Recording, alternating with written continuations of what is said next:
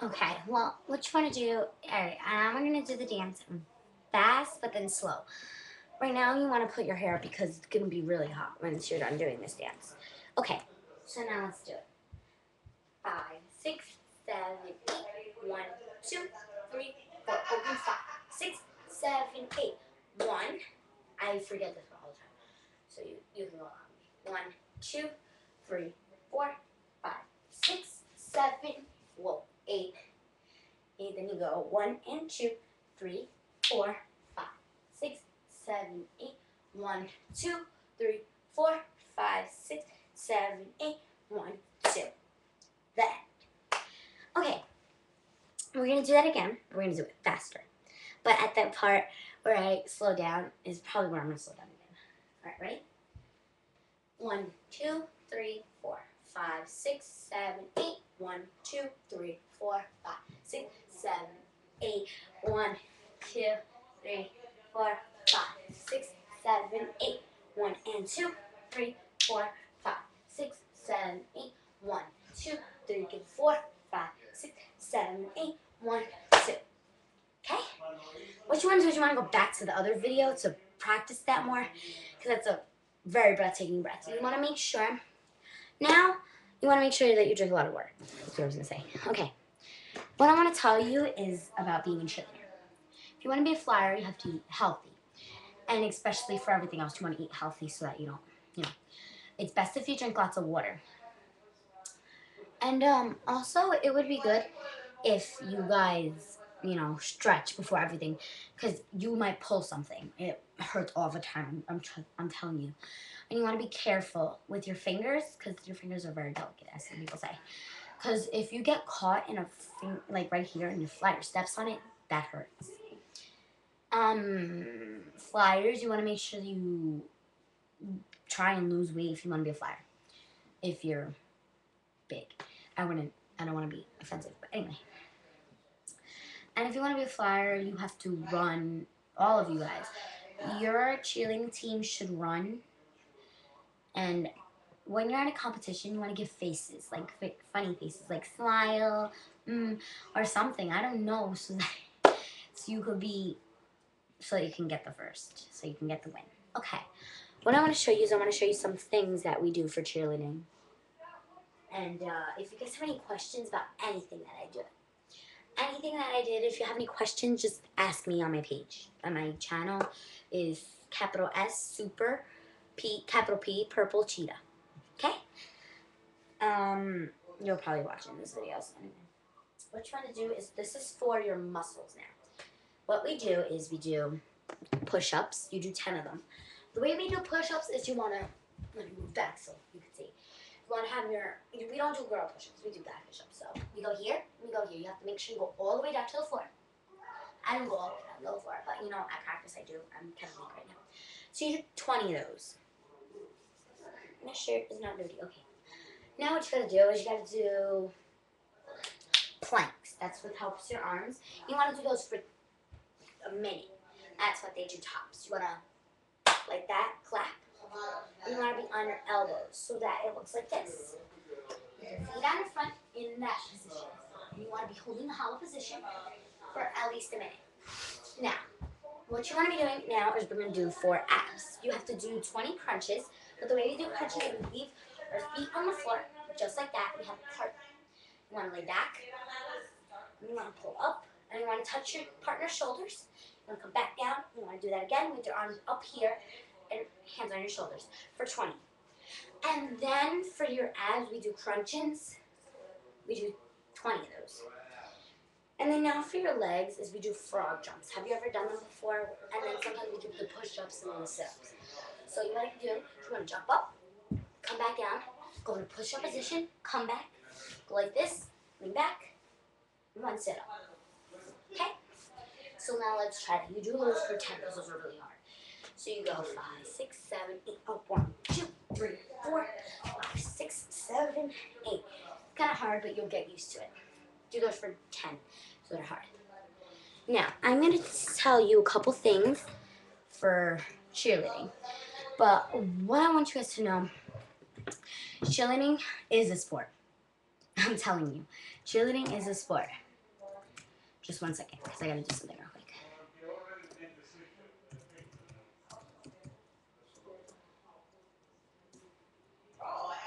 And you have to wear a cheerleading uniform and stuff, and it gets really bad. And you're gonna have cheerleading music, and you're gonna be doing it for 2 minutes and 30 seconds, unless you're a rec cheerleader. Yeah.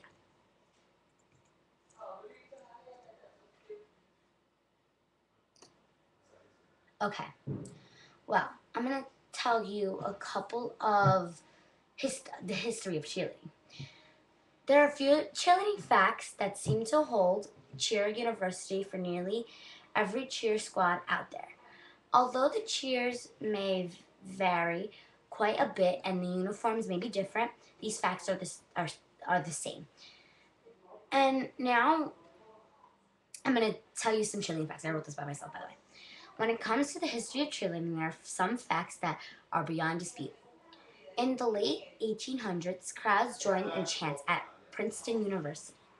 The cheerleading was born at the University of Minnesota. Lawrence Herkimer introduced the pom-pom. Here kind nickname was Herky. So that's how they got the Herky. You know what I mean? That jump that I showed you? Yeah. Herky helped from the National Cheerleaders Association, which is NCA. I'm going to call him Herky because his name's pretty long. Herky also invented the spirit stick and the jump called the Herky, as I showed you, see? And the spirit stick, I'll tell you about that later because it's... In the 1920s, females at the University of Minnesota began to form female cheerleading squads and incorporate tumbling into their routines. Yeah. Okay, I don't have enough time. Sorry, I'm like sick. All right.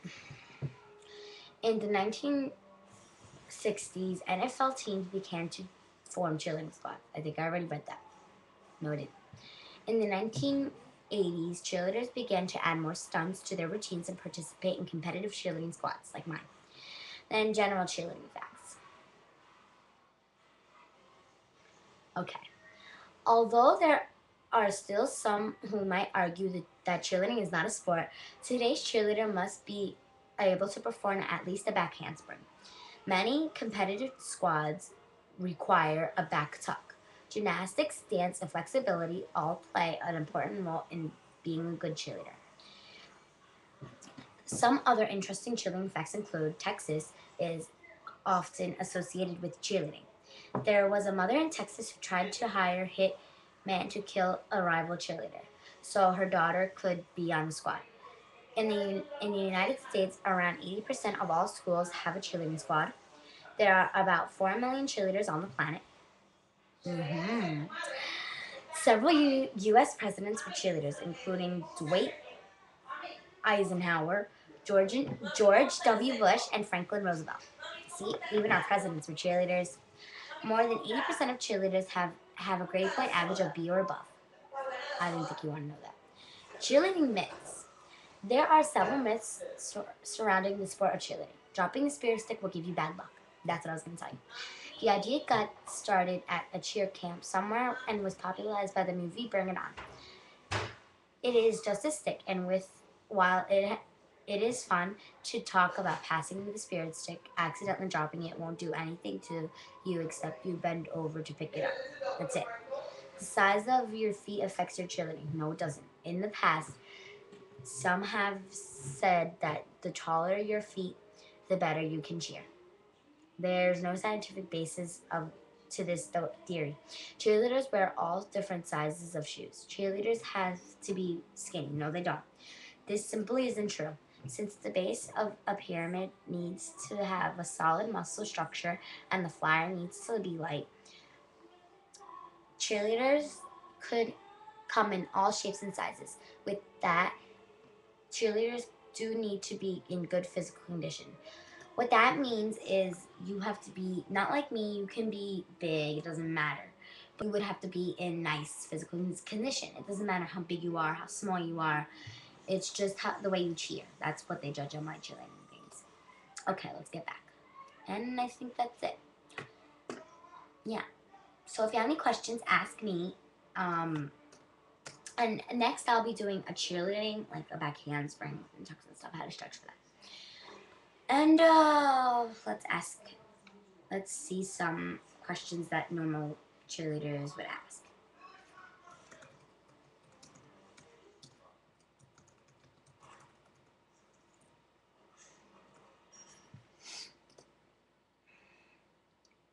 Okay.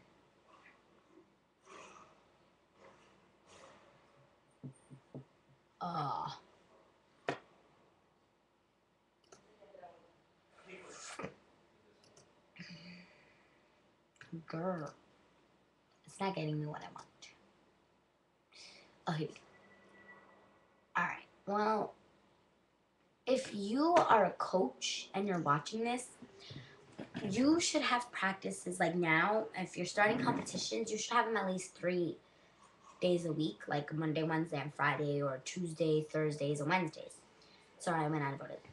But some coaches like to do them on holidays, and I wouldn't do them on holidays because it's kind of hard to get around town. You know what I mean? So, and my coaches, what they do is now they're having practices Wednesdays. But then when we get to competitions, Monday, Wednesday, Friday, sometimes Saturday for gymnastics. But what you want to do is you want to sign up your cheerleaders to do gymnastics if, you know, they need more improvement. And what you want to do is you want to sign them up for a cheerleading camp.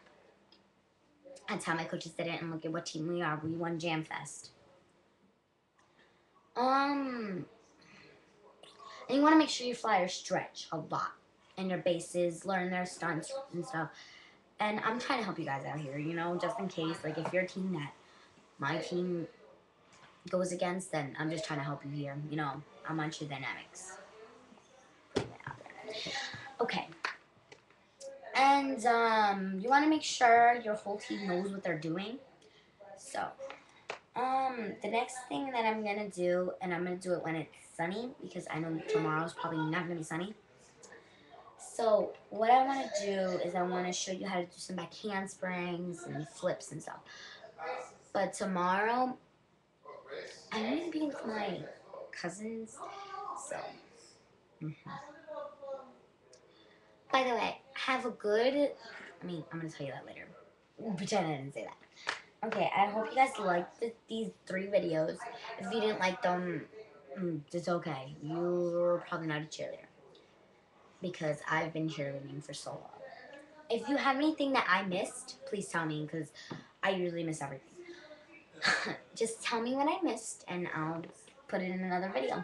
Except for tumbling, please. I'm doing that next weekend. And I'm going to invite a friend over so we can do that. Okay, but have you ever seen that video with the girl and she does the braids and stuff, and she does the tucks and stuff? You don't need the mattress unless you want to. But if you're on a trampoline, that's the best way to practice. But you want to make sure you are on grass so that you don't hurt yourself when you're doing a tuck or a back handspring.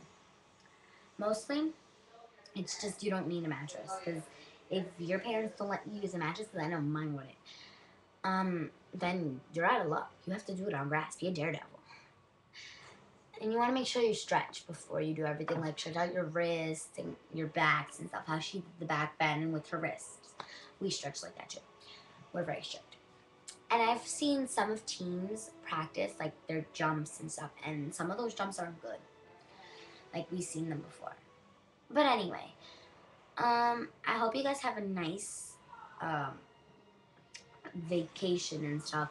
Have a nice summer. And be a good cheerleader. And happy 4th of July.